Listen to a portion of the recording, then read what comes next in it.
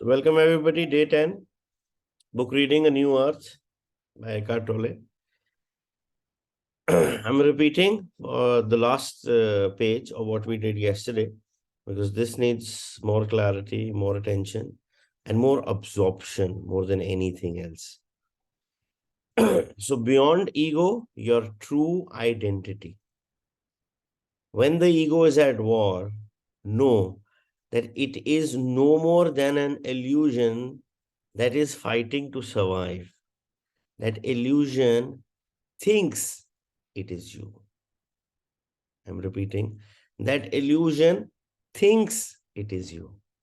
It is not easy at first to be there as the witnessing presence, especially when the ego is in survival mode or some emotional pattern from the past has become activated.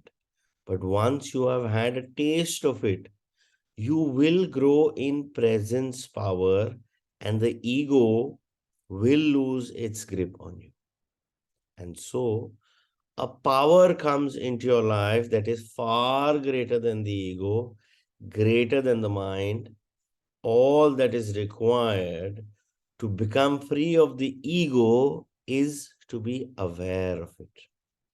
Since awareness and ego are incompatible.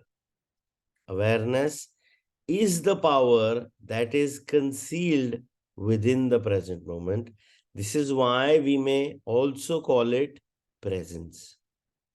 The ultimate power of human existence, which is to say, your purpose is to bring that power into this world.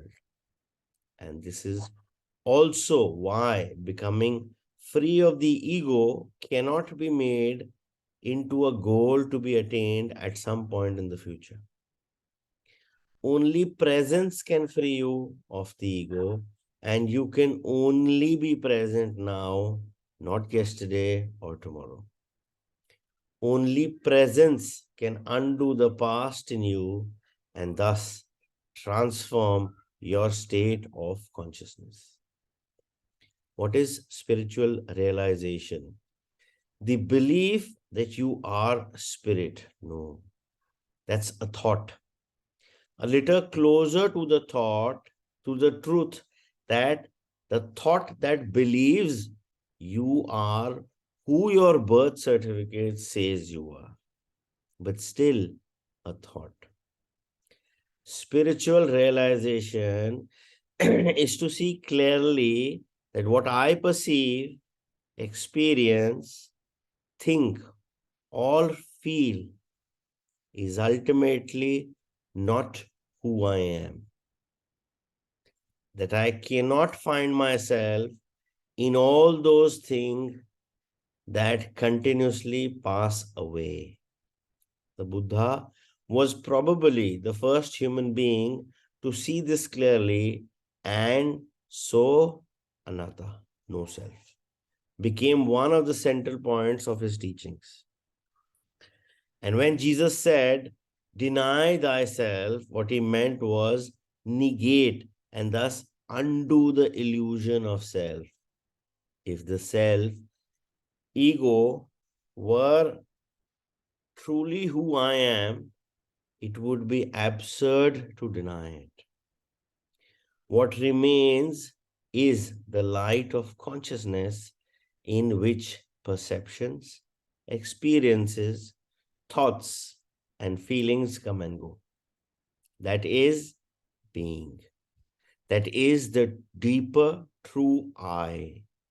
When I know myself as that, whatever happens in my life is no longer of absolute but only of relative importance. I honor it, but it loses its absolute seriousness, its heaviness. The only thing that ultimately matters is this. Can I sense my essential beingness, the I am, in the background of my life all the time? To be more accurate, can I sense the I am that I am at this moment? Can I sense my essential identity as consciousness itself? Or am I losing myself in what happens? Losing myself in the mind, in the world. So when you're talking about, going beyond the ego and seeing your true identity, it's very important to, make a note here that everything, when it comes to this journey of self-realization, spiritual realizations, is about getting to that state of consciousness, which is probably referred to as the higher realms of consciousness. And उसका जो base है, जिसे कहते हैं ना नींव है, it has to do with your awareness. Because the more aware you are, the more you are in the present moment, in the now. And you do not, and you're not wondering between what happened in the past or what's coming in the future. So there is nothing that you are guilty about what happened in the past, and there is nothing you are anxious about what is going to happen in the future, because you are centered in the here, you are centered in the now, in the present moment. And that is possible only through this route of being aware. Because when you are aware that you are in the now, and anything and everything that happened in the past has gone, and anything and everything that is going to happen in the future is yet to come. But मैं अभी यहीं पे हूँ. Who I am that I am. So when you talk about this sentence, being in the present moment with your awareness of who you truly are, is to become that witness who is seeing this person. Because अभी तक हमारी identity क्या है? If anybody asks you, who are you? Or you ask your own self, who am I? मैं कौन हूँ? What gets referred to is a memory database, a thought database, which is not our own. It's been given to us on this planet Earth. So अगर मैं अपने आप से, आप लोग अपने आप से क्वेश्चन पूछ रहे हो that who am I? So when the first answer comes, I am so and so with your name, is that you? That is a name given to you. That's not your own. So everything that has been given to you by others, your belief system, your conditioning, your programming, your name, your surname, everything is outside of you. Because the moment you were born, before you were given that name, generally, it takes a week, 10 days to finalize the name. That means the person exists in reality without a name. And that is the true presence of us at that particular point of time, or that is the presence, the consciousness at play of probably a newborn child. उसके पास कोई नाम नहीं है.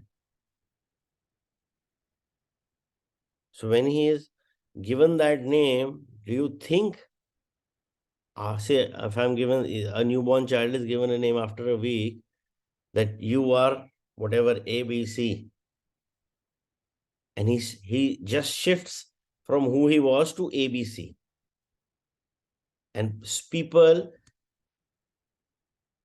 out of the blue start calling him ABC.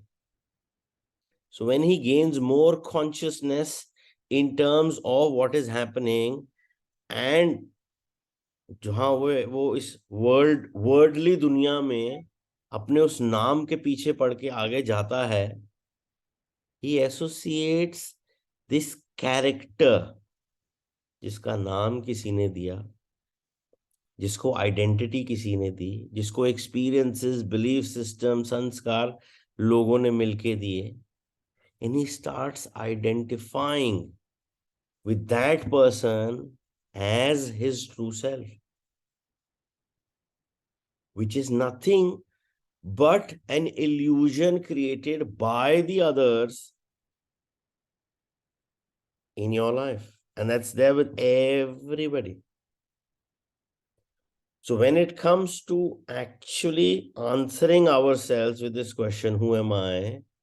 The first and the most important thing is to be aware that जो भी चीजें आपको इस अर्थ में आके दी गई है, your name, your identity, your belief system, your conditioning, your programming, that's not you. It's like you are that seed जिसके ऊपर कभी किसी ने एक लेयर रख दी, फिर एक लेयर रख दी, फिर एक लेयर रख दी, फिर एक लेयर रख दी। अब वो इतनी लेयर्स हो गई हैं कि हमें लगता है ये लेयर्स ही तो मैं हूं। And I start identifying my self with all these layers.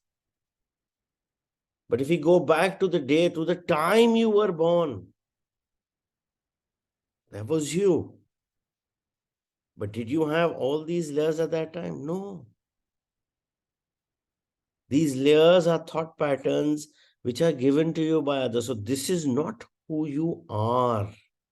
It is an illusion which is created in order for you as an individual to survive. This is what the whole concept goes. जब तक हम उस seed पे, that the time when you were actually born, or for that matter the time you were conceived in the womb of your mother, did you have a name then? Did you have a gender at that time? 90% chances the gender was not known.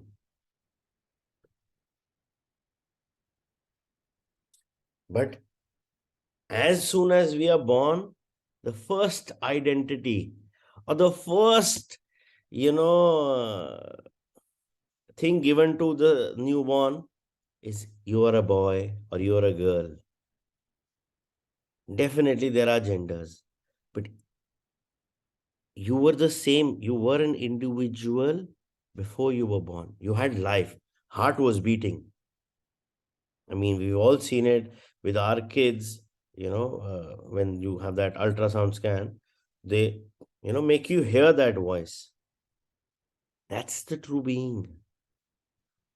Everything given to us, the moment we land on earth, is nothing but a layer on the true self, your true self, who is beyond all these layers, these names, this association, these relationships, whatever. They are there for you to experience whatever is your purpose here in this particular lifetime on this school of earth. Nothing more than that. तो जो एक चीज हमारे को as a benefit मिली है to so that we are able to make use and gain that wisdom through those experiences, but हमने उस layers को ही अपनी आइडेंटिटी मान लिया कि ये तो मैं ही हूं।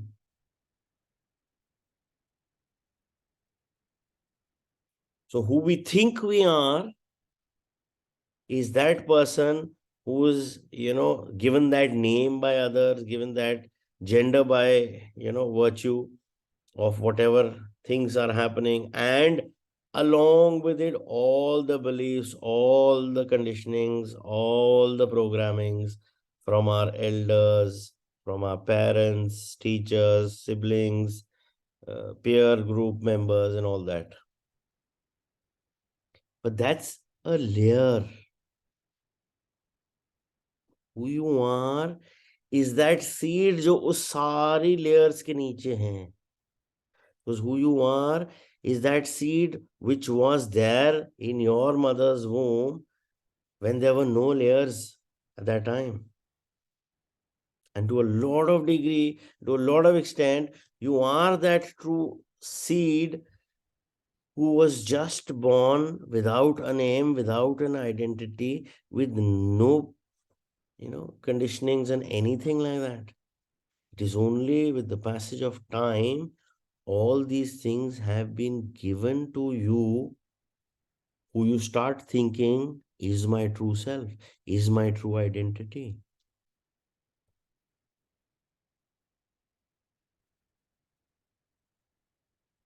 So when you as an individual starts looking at who you truly are, that is where they say you need to peel all the layers that are confusing you with your true identity.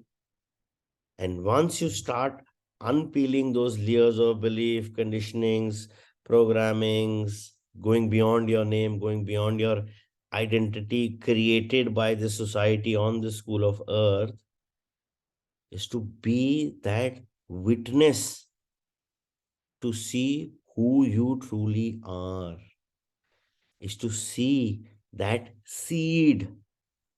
Basically, is that seed which is when you were born, without anything or any, without having to do anything with the confusion created or given to you as your gifts on school of earth. So when you are able to get beyond those layers of identity which you think are your own, and then to be more accurate, when you can actually then sense and get a glimpse of who you truly are. क्योंकि जब आप सो रहे हो, you are quite close, वहां पे इतनी कोई identity नहीं चल रही होती. It's just an astral travel happening. But if you can do that in an innate sense of your day to day life, because कहीं ना कहीं ये जितनी लेयर्स हैं, they have made our life comfortable. कहीं ना कहीं it is our own attachment with these layers that we find it difficult to move beyond those layers. And once we drop that attachment to that layer through awareness, through being in the present moment and not wandering in the past or in the future, we are able to get, beyond all those layers to realize who we truly are, beyond what everything has been created or given to us on this planet earth by others. वो आपका था ही नहीं कभी, वो आपको दिया गया है. So if anything that is given to you, including your own name, do you think, or you can always ask, is this who I truly am? Because ये नाम तो मेरा है ही नहीं. In the sense, ये नाम तो मेरे को my parents, my elders would have given, whoever has given you the name. So when I'm saying I am so and so, my name makes me ask this question, am I this guy? Because this name was given to me by somebody else. And our entire life, unconsciously, this name given to us, we have got hold to that and are just living the life of this name and not being aware of the fact कि ये मुझे दिया गया है, ये मैं नहीं हूं. So that realization, that part of that cognitive mind to think beyond your actual name, which is, as per everybody here, our identity on planet Earth. But in reality, this is not our identity. This name given to us is outside. It's from outside given to me. So who I truly am is not this name. And the funniest part is, till date, we have been identified by this name. We are living with this name. And we feel this is me. The moment we question this, that this is a name given to me by somebody else, known to me, related to me, whoever, irrespective, then who am I? तब हम उस consciousness या उस true presence पे जाते हैं, when that realization comes and we are able to sense this fact that who I am is that.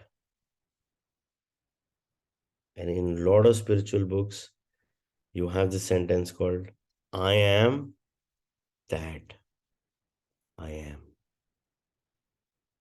Because that has no name, no identification, nothing of that. Because that is truly formless. जितने भी form है, नाम है, identity है, वो सब अर्थ पे दिए गए हैं. But in reality, when we start getting to make sense out of this sentence, that I am that I am, there is no name. In fact, there is no identity. Because when it starts to, come with a name and an identity, a position, it's all from the outside. It was never your true self. And it never will be. जितना मर्जी हम ये life उस name के साथ निकाल लेंगे, it does not change the fact that this is given to you by others.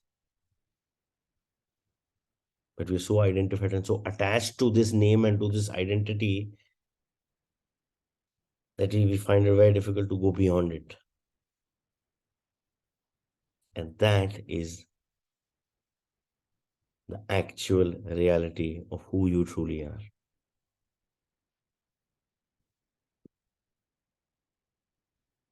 All structures are unstable.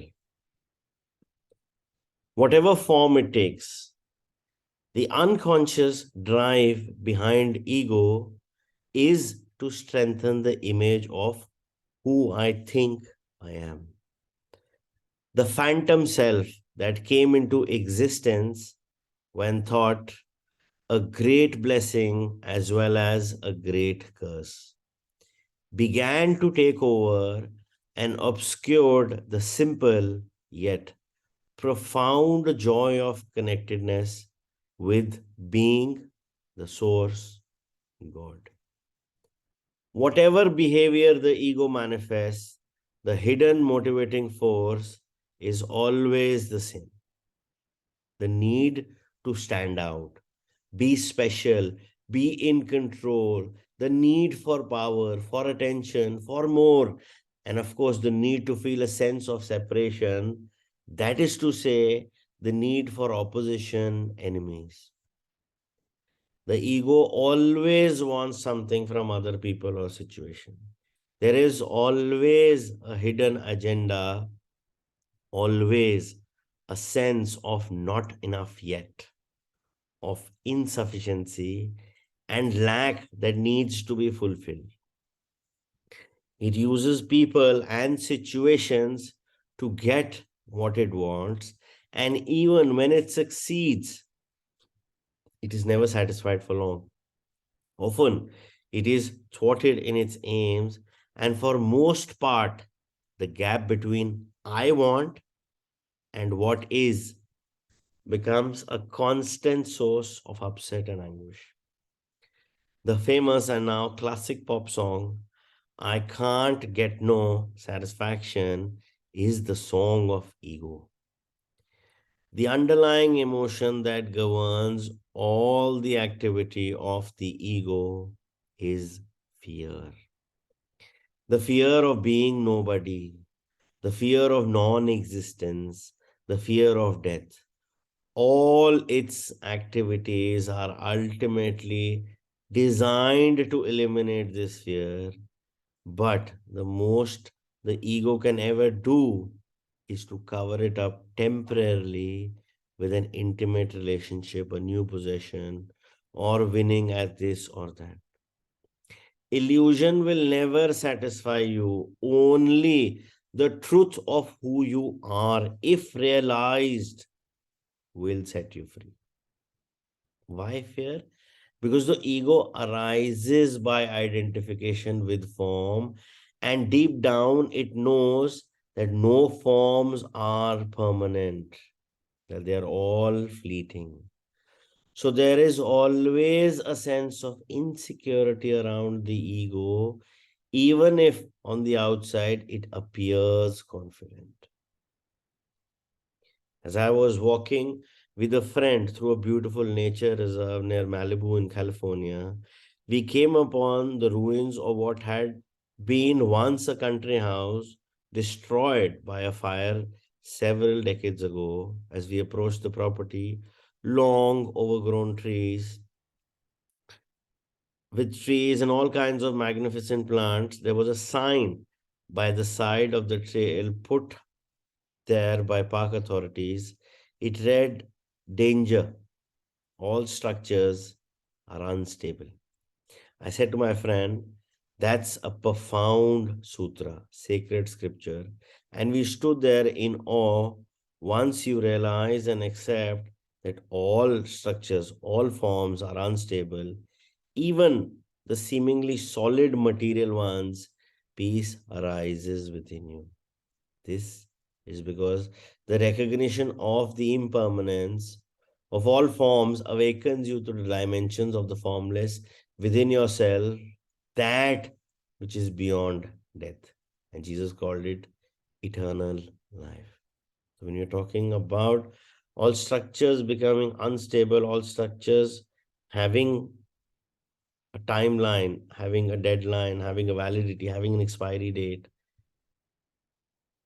सो जब भी ईगो का प्रमाइस आता है, it the deep down emotion और the basic thing for which ego thrives is on fear, और वो उसी को एक्सप्लॉइट करके हर एक चीज में उस फियर से भगाता है, so that everybody gets, and one of the biggest fear is death for everybody. And when you talk to a lot of good, a lot of spiritual leaders, they say death is of the body, not of you. And death, what you call death, is actually the beginning. Because, it's a very strong, बड़ा पुराना एक है, खाली हाथ आए थे, खाली हाथ जाएंगे. What do you mean by that? What you came with, you go the same way. Anything and everything that you have or that you accumulate in terms of goodwill, in terms of gestures, in terms of relationships, in terms of properties, in terms of bank balances, in terms of wealth, everything you get, they all have a validity on planet Earth and they belong here. They will never transcend with you when you are not there in this body. So जो भी हम accumulate कर रहे हैं, जो भी है in the material form or whatever, belongs to that name which was initially in the first place given to you, given to us by others. Because अगर आपने प्रॉपर्टी बनाई, बैंक बैलेंस बनाया, जो भी बनाया, उसमें भी नाम तो वही यूज हो रहा है, बट क्या वो मैं हूं? Is that name me? Is that name part of my identity, or is that name me myself? Or am I beyond that name? That's a question we need to ask. Because this name was given to me by somebody else. And anything and everything that I accumulate in this particular lifetime belongs to that name. And that name and that what we possess does not go beyond earth, does not go beyond, from wherever it is. But who I truly am, when I'm talking about, I will have more in incarnations, or I have had past incarnations. It is just that the body and the name changes. So do I refer or be associated with this body and name, because it's going to change in all my incarnations, and it has changed in all my incarnations of the past. And a lot of people who remember their past lives can identify, in that life I was so and so, son of so and so, daughter of so and so, and my this was my residence. And people have checked, it exists. So it's factual. So agar mere ko, yeah, if we talk about that particular person and third person who is aware कि last life में मेरा ये नाम था, मेरी ये identity, इस life में मेरा ये नाम है, मेरी ये आइडेंटिटी है, उसके लिए तो सबसे बड़ी कंफ्यूजन है, क्या मैं वो हूँ, क्या मैं ये हूँ? वो दोनों ही उसके नाम थे, वो दोनों ही उसकी आइडेंटिटीज बनी गई थी. So who we are is beyond this name. So once we start looking and thinking from that perspective, कि anything and everything that is given to me here on this school of earth is not who I truly am. और जब मैं उस awareness से, उस thought से निकलने की कोशिश करता हूं, then you slightly try to get a glimpse of the fact of who you truly are, and you get a sense to experience the fact of that I am that I am, and there's no name to it. The ego needs to feel superior. There are many subtle but easily overlooked forms of ego that you may observe in the other people, and more important, in yourself. Remember, the moment you become aware of the go in yourself, that emerging awareness is who you are beyond ego, the deeper I, the recognition of the false is already the arising of the real. For example, you are about to tell someone the news of what happened. Guess what?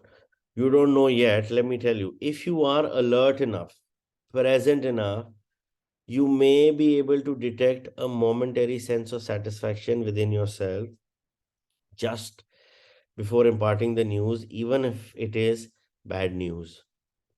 It is due to the fact that for a brief moment, there is in the eyes of the ego an imbalance in your favor between you and the other person. For that brief moment, you know more than the other. The satisfaction that you feel is of the ego, and it is derived from a feeling of stronger sense of self relative to other person. Even if he or she is the president or the pope, you feel superior in that moment because you know more. Many people are addicted to gossiping partly for this reason. In addition, gossiping often carries an element of malicious criticism and judgment of others, and so it is also strengthens the ego through the implied but imagined moral superiority that is there whenever you apply a negative judgment to anyone. If someone has more, knows more, or can do more than I, the ego feels threatened because the feeling of less diminishes its imagined sense of self relative to others. It may then try to restore itself by somehow diminishing, criticizing, or belittling the value of the other person's possessions, knowledge, or abilities. Or the ego may shift its strategy, and instead of competing with the other person, it will enhance itself by association with that person if he or she is important in the eyes of others. So that need to be superiority is the basic criteria of ego. Root पे I want to feel superior. मेरे को बहुत पता है. And the whole thing gets in that. And whenever there is a situation where you get to know that the other person knows more, has more knowledge, has more money, rather than being happy for the other person, we start feeling inferior. Whereas superiority, inferiority is again nothing but a label, a judgment done by the egoistic mind. Everybody is here on planet Earth to experience certain things which are part of the soul's purpose of this particular lifetime.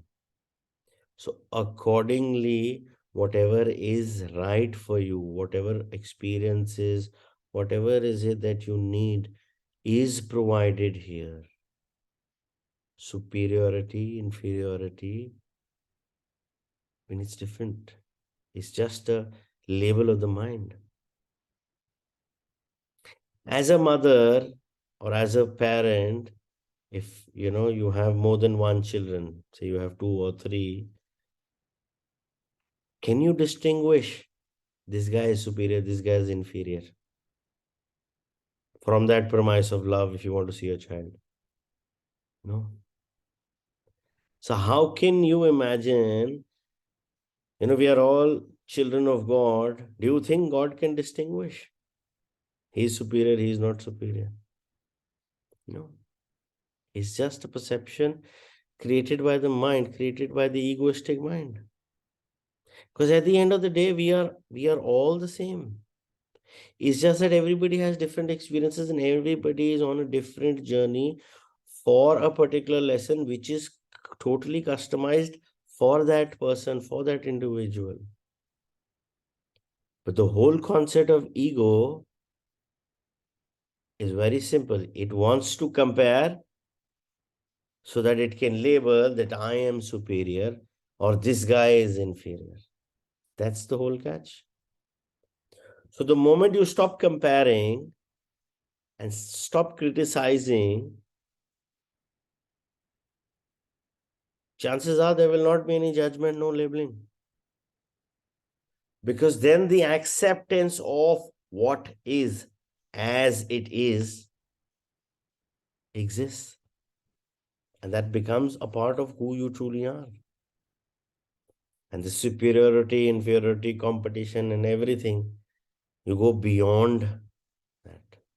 Because all this labeling of good, bad, superior, inferior are all ego gimmicks or, creations or the fantasies of the ego. Or especially, when it comes to a state where you feel that you have more knowledge and everything, just always ask your question, which, it took me a lot of time to actually, get and talk to my ego. You're not superior. And this is not your knowledge. It's a knowledge which is available to everybody possible. It is just that you as an individual made a choice to go for it. Like you, the individuals, made a choice by being in this group, in this soul group for this book, in order to increase or enhance your knowledge.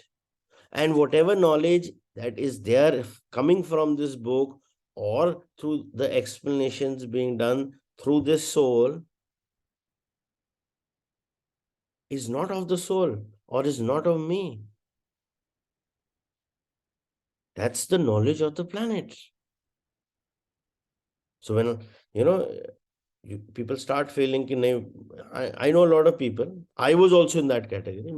शायद मैं अभी भी हूँगा. I mean, all is there. So you get to that space where you start feeling कि नहीं यार, मेरे को तो बहुत पता है. I know a lot. I know a lot. But then you need to ask yourself, or the question I used to ask myself, if I know, what can I do? Firstly, is this my knowledge? No.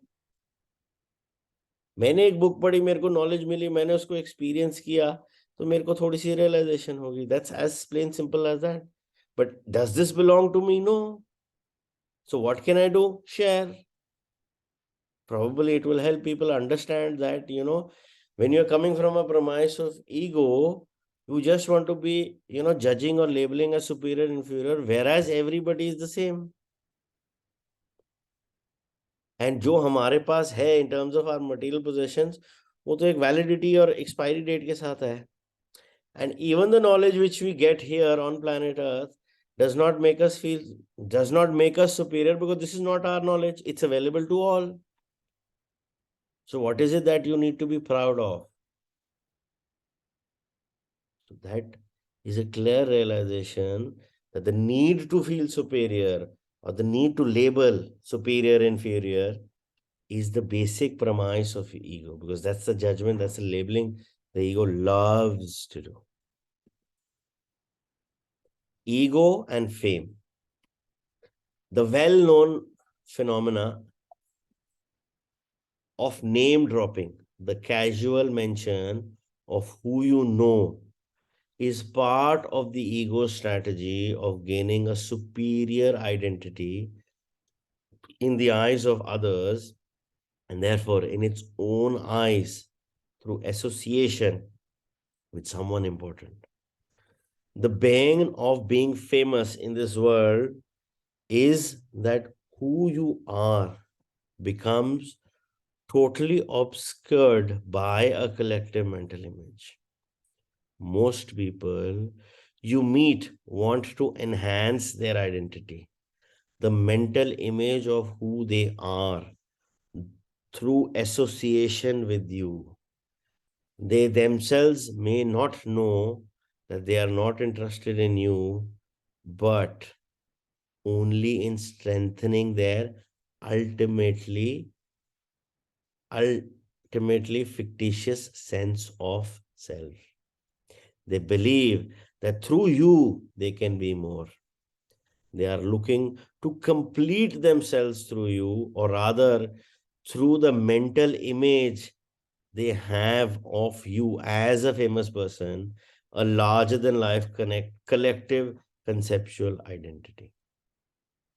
The absurd overvaluation of fame is just one of the many manifestations of egoic madness in our world. Some famous people fall into the same error and identify with the collective fiction, the image people and the media have created of them.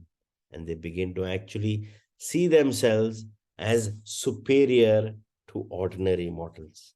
As a result, they become more and more alienated from themselves and others, more and more unhappy, more and more dependent on their continuing popularity, surrounded only by the people who feed their inflated self-image. They become incapable of genuine relationships. Albert Einstein, who was admired as almost superhuman and whose fate it was to become one of the most famous people on the planet, never identified with the image the collective mind had created of him. He remained humble, egoless. In fact, he spoke of a grotesque contradiction between what people consider to be my achievements and abilities and the reality of who I am and what I capable of. This is why it is hard for a famous person to be in a genuine relationship with others. A genuine relationship is one that is not dominated by the ego with its image making and self seeking. In a genuine relationship, there is an outward flow of open, alert attention toward the other person in which there is no wanting whatsoever. That alert attention is presence. It is the prerequisite of any authentic relationship. The ego always wants something, or if it believes there is nothing to get from the other, it is in a state of utter indifference. It doesn't care about you. And so, the three predominant states of egoic relationships are wanting, thwarted wanting, anger, resentment, blaming, complaining, and indifference.